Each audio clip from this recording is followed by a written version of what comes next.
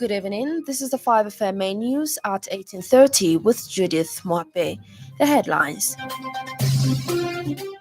President Hichilema says local manufacturing of medicines is crucial for Zambia. Construction of Lwanginga Bridge in Kalabo district nearing completion.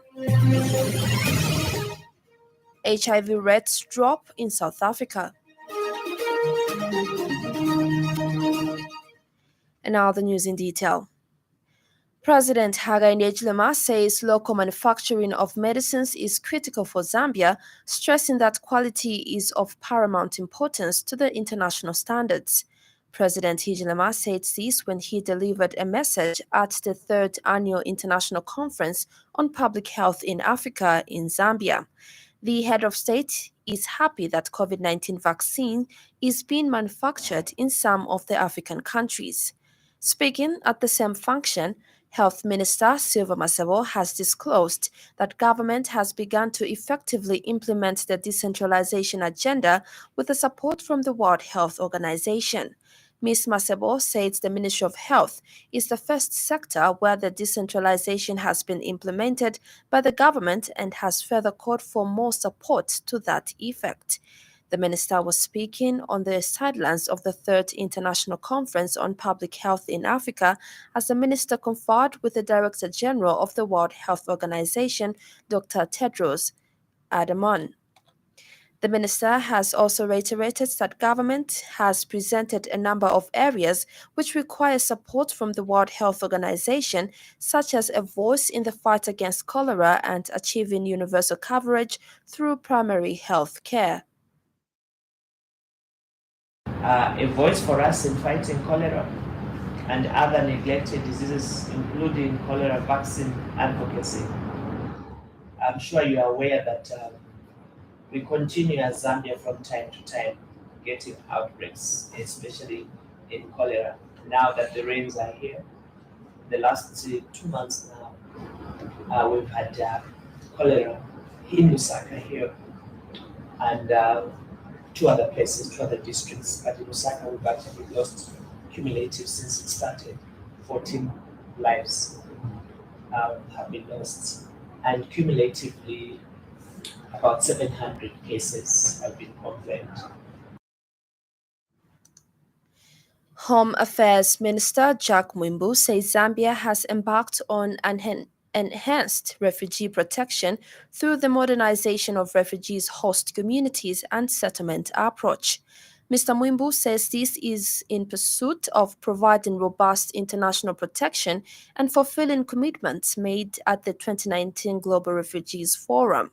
The minister says this initiative addresses rural-urban migration challenges, modernizes operations, upgrades infrastructure, develops economic activities, and fosters self-reliance with the refugees and host communities areas.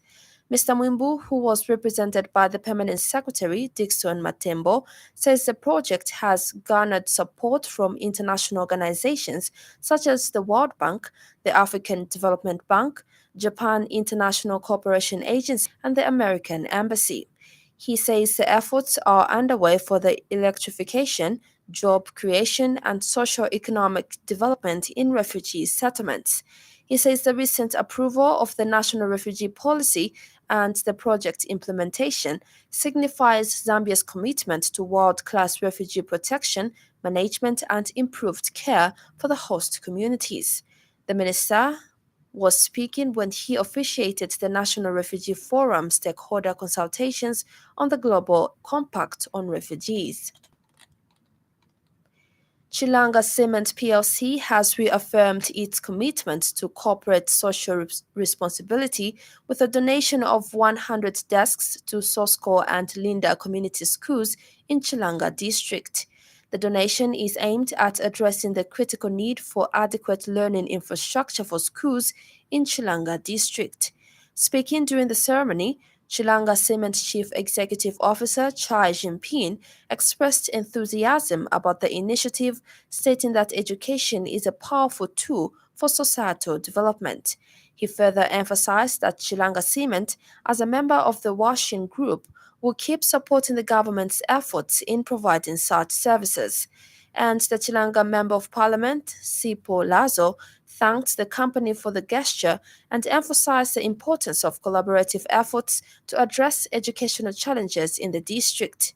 Meanwhile, Sasko and Linda Community School's head teacher thanked Chilanga Cement PLC for the gesture and added that the donation would help cushion some of the burdens faced by the schools. This is contained in a statement issued by Gift Danga, the company corporate affairs and communications manager.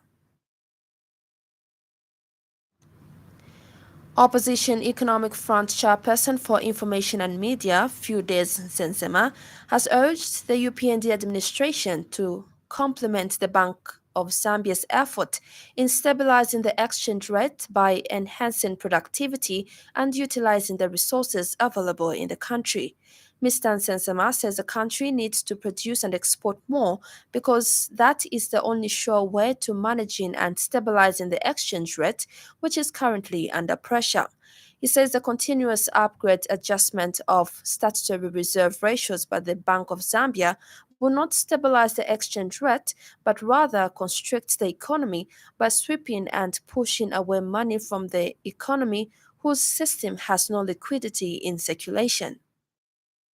As the Economic Front Party, we want to aid the UPND government to help the Bank of Zambia manage and stabilize the exchange rate by making the economy productive and utilizing our natural resources available in the country and not heavily depend on the manipulation of statutory reserve ratio adjustment. The country needs to produce more and export more because this is the only sure way of managing and stabilizing our exchange rate, which is currently under pressure. Police in Mumbwa have arrested and charged Clifford Chota Mobili, aged 29, a Zambia Correctional Service officer stationed at Kitumba Correctional Farm in Mumbwa, for alleged murder of Richard Silwamba, aged 42, a bricklayer at Sugarloaf Enterprise, Kaindo in Mumbwa. It is alleged that the deceased delayed to come back from buying foodstuffs after having been sent by the suspect, making him annoyed, and later got a metal bar and hit the deceased on the face. Police spokesperson Reha Monga, who has confirmed the development to 5FM News, says the body of the deceased was inspected and a deep cut was seen on the upper right eyebrow. Mr. Hamonga says the body has been deposited in Mumbwa District Hospital mortuary, awaiting post-mortem, while the suspect is detained in police custody and will appear in court soon. It is alleged that the deceased delayed to come back from buying foodstuffs after having been sent by the suspect, making him annoyed, and later got an iron bar and hit the deceased on the face. The body of the deceased was inspected and a deep cut was seen on the right upper eyebrow. The body has been deposited in Mumbai District Hospital mortuary awaiting post-mortem, while the suspect is detained in police custody and will appear in court soon.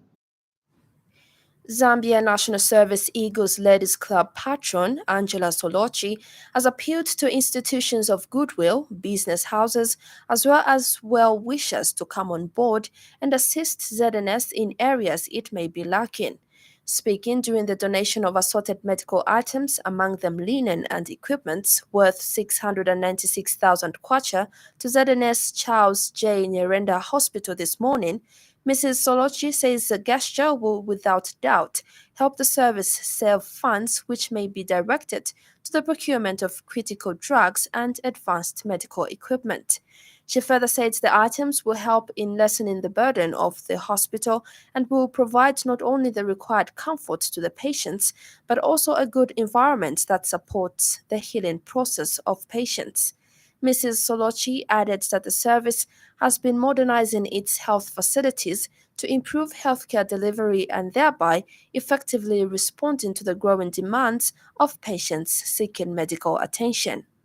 I'm reminded of some of the most desperate medical cases that challenge many health facilities countrywide.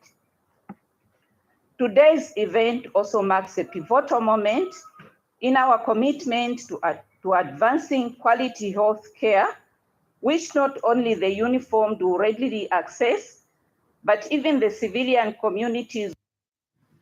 And speaking earlier, Charles J. Nerenda Hospital Commandant, Brigadier General Paris Siachombwe, says the donation will help strengthen their ability to deliver high-quality medical care to those who entrust them with their health matters. Brigadier General Siachombwe said the gesture will further help the facility in meeting its growing demands in the catchment area. I must also report, Madam, that McCain Branch Eagles Ladies Club has adopted the pediatrics wing of the hospital and has pledged to extend consistent support to it. The hospital is indebted to the branch and to you, Madam, for the inspirational leadership you are providing to them. May I also take the time to acknowledge and salute the invaluable logistical, material, moral, and financial support. In other stories trending this evening,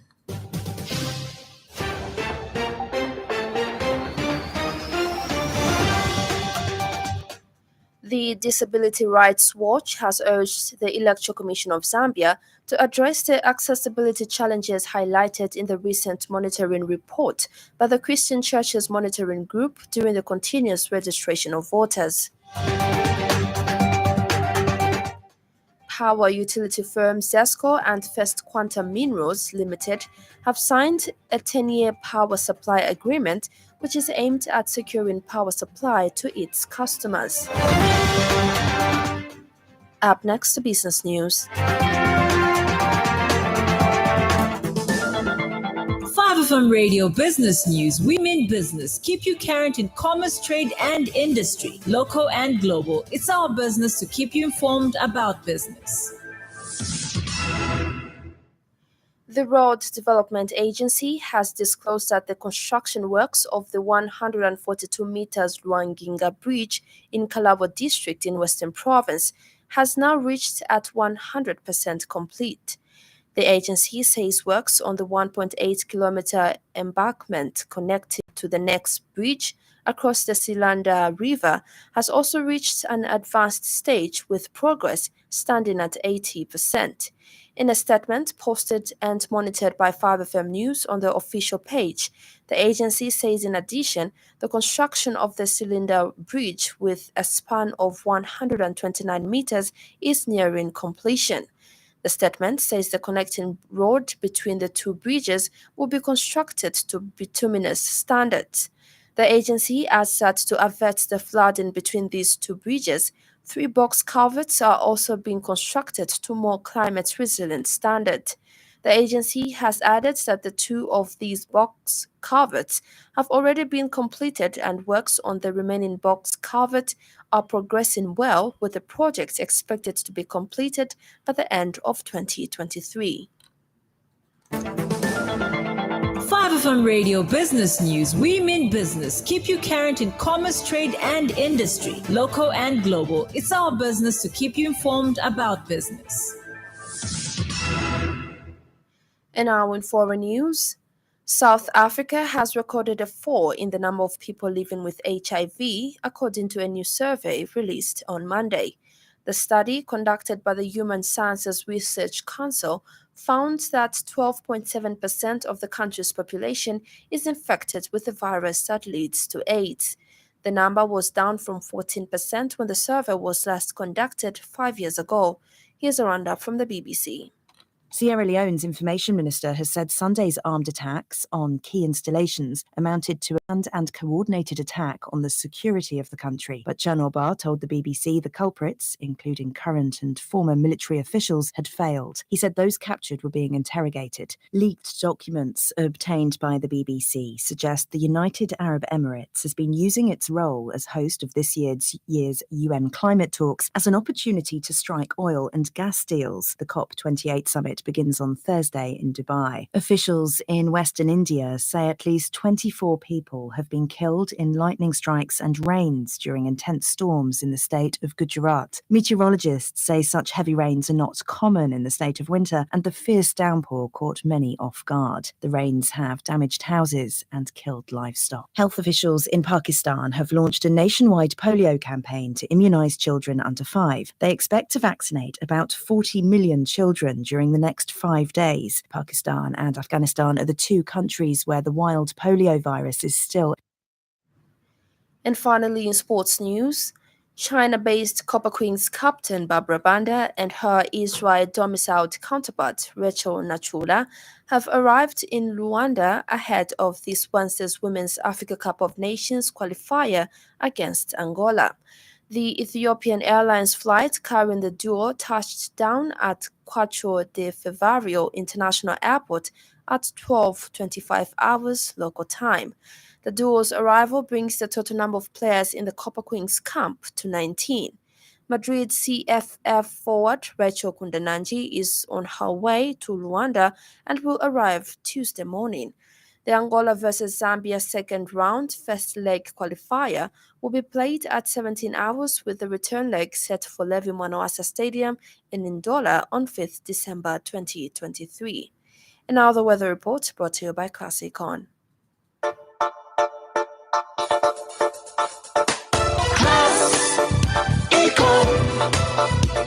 Class Econ Roofing Africa. Class Econ Roofing, plot 17100 off Katanga Road, 150 meters from Mumbwa Road, Chinika Industrial Area, Lusaka. Class Econ Roofing. Class plus economy. Class Econ. Class Econ Roofing Africa. Class Econ. Northwestern, Copperbelt, Luapula and Northern provinces, including the northern part of Western and Southern provinces, Lusaka, Central, Eastern and Muchinga provinces, including the southern parts of Western and Southern provinces, will be partly cloudy, slightly windy and warm to mild, with isolated rain and occasional thunder. That ends the weather report.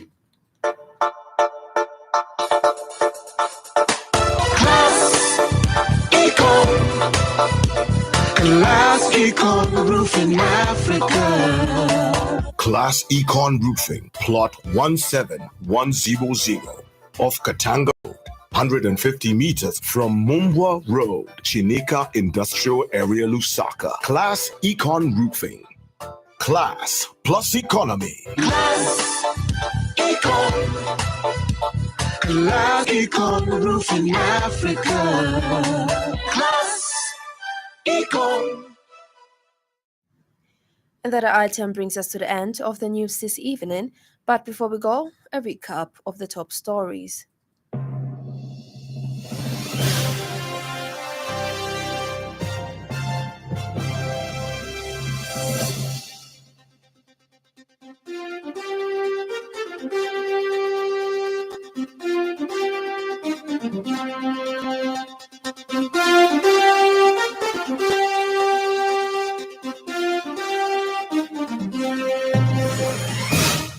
President Hichilema says local manufacturing of medicines is critical for Zambia.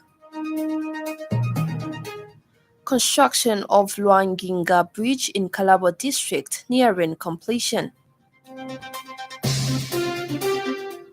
HIV rates drop in South Africa. For more news, follow us on Facebook, 5FM Radio Zambia.